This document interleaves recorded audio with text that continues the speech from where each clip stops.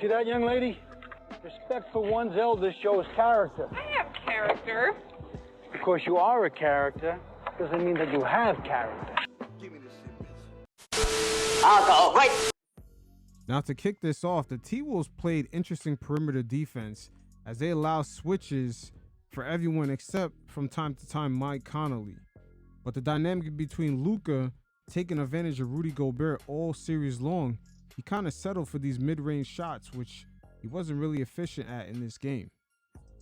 Now starting off with the Lakers offense, we were all curious in the postseason how this team is going to look once the intensity ratchets up, and also how that lack of athleticism would affect them in the perimeter with Luka, Austin Reeves, and LeBron James.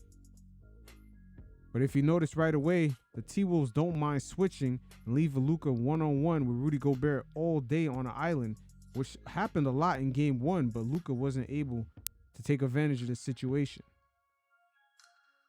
The size and the length of the Minnesota Timberwolves really affected the way LeBron and Luka maneuvered. Now we have Naz Reid along with Gobert on the floor at the same time. And once again, LeBron one-on-one with Rudy Gobert. He can't shake him. And this is why I say how the Lakers are going to perform against a team that's pretty versatile like the Minnesota Timberwolves. They got Naz Reid, Alexander Walker, Jaden McDaniels, and Julius Randle. So they have a lot of guys that can guard different positions. And Randle in this matchup, he did a great job on Luka as well as LeBron. But as the series progresses, it leaves us to wonder how much that's really going to hold up. Once again, LeBron right here, he sees an opportunity 1v1 to attack the paint because he has Gobert kind of compromised because he goes hit to the open shooter and Rui. But he can't even shake off Naz Reid. And the Lakers are really relying on a 40-year-old LeBron James. Even though he had a great season, it's going to be tough to see him keep up the intensity with a team that just has so much versatility out in the perimeter. This is one thing that should jump off the screen and be a major red flag for Laker fans, almost like an alert. Because even in transition throughout this game, you've seen the difference in the speed. The T-Wolves, when they got out there, they were gone.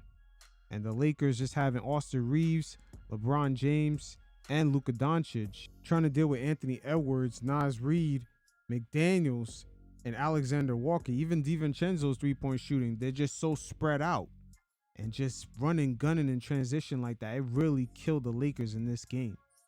But just going back to some of these offensive possessions, I mean, even Luka one-on-one with Julius Randle just can't shake him. Like, this is the story of how game one went.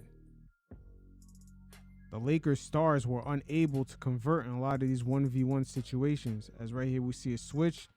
First it was Randle, now Naz Reid is on LeBron, and still he can't shake him.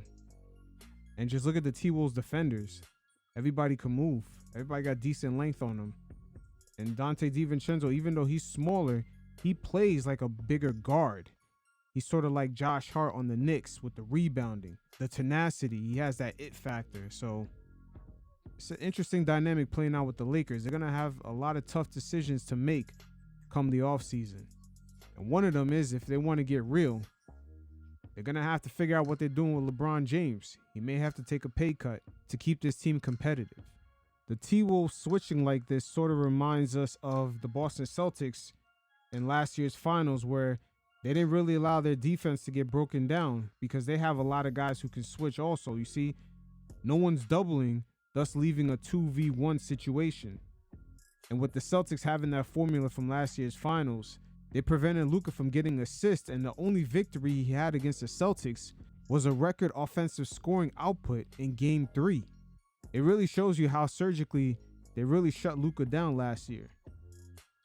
But Julius Randle playing great defense and a great contest. Again, Luka can't quite break down that defense if he doesn't draw any double teams. This right here shows you how comfortable the T-Wolves are as Gobert calls for the switch. Just having Rudy in that almost, I would say, Al Horford role. Because on the Celtics, him being at least versatile enough to cover guys kind of leaves offenses not having the ability to break down a defense. You see right here, instantly the offense kind of stalls. And now the slower Reeves, he's really got to go one-on-one with Gobert. Even though Gobert is a little bit slower, Reeves has the length on him, but he ends up putting up a Hail Mary. Here it is again in transition. No double comes. You got a guard on the slower footed center. The Lakers offense stalls again. There's no advantage. And just looking at it one more time with the Lakers in transition, what do you notice? There's truly a lack of athleticism out there. And that's something major that's going to haunt the Lakers in this series, and it's affecting them on both ends of the floor. Here's the transition offense again with the rare turnover, something the Lakers don't really do. What do you notice? 4 and 3 right here. Again, a lack of athleticism. They just settle for a three-point shot. With the Lakers, it's nice to get stars, but in this current NBA, the way it's constructed, just so much global talent coming in. You got guys doing 4 years in college. You got international players coming in. You got the Jalen Brunsons of the world, the second-round pick. You got Jokic, possibly could win his 4th MVP, being the last overall pick. There's just so much talent in the league. Most teams are very, very deep in the amount of players that they can just have come in and just impact the game, and just teams that are very top-driven, top-heavy, like the Lakers. It's just things of the past. And I would say the Big Three era, those times are long gone. And this offseason for the Lakers is going to be very, very telling.